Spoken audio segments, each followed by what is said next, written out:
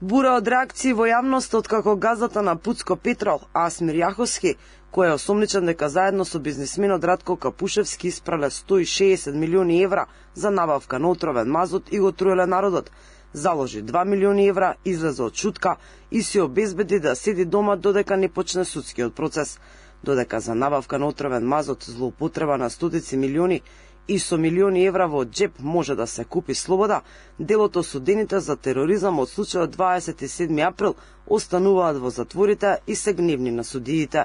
Горан Ангелов Ќосето, осуден за 27 април, кој 8 години помина за решетки, излезе на лекување со повеќе диагнози, упати порака до правосудните власти.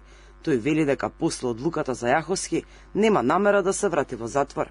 Реакции има и од владеачката ВМРО ДПМН. Според партијата, корумпираните суди и обвинители работат по насока на СДСМ и ДУИ и како што велат, ги штитат нивните блиски бизнис партнери за меѓусебно да делат проценти и провизии. Јаховски е син на пратеник од ДУИ со уште 13 лица и осомничен за злоупотреба на околу 170 милиони евра државни пари за набавка на канцероген мазут со кој го загадувале воздухот.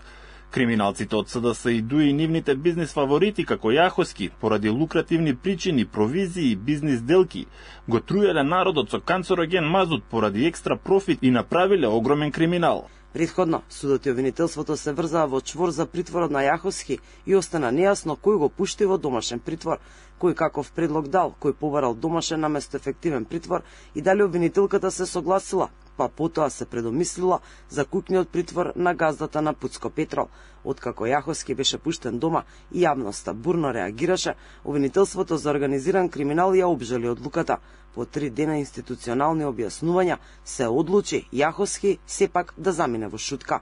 Тој беше меѓу 11 мината приведени од вкупно 13 осомничени за набавка на мазут со сомнителен квалитет и за перење пари, меѓу кои и собствениците на компанијата РКМ, Радко Капушевски и Ерџан Сулковски. Според обвинителството за гонење на организиран криминал во период од 2021 до 2023 го оштетиле државниот буџет за над 167 милиони евра.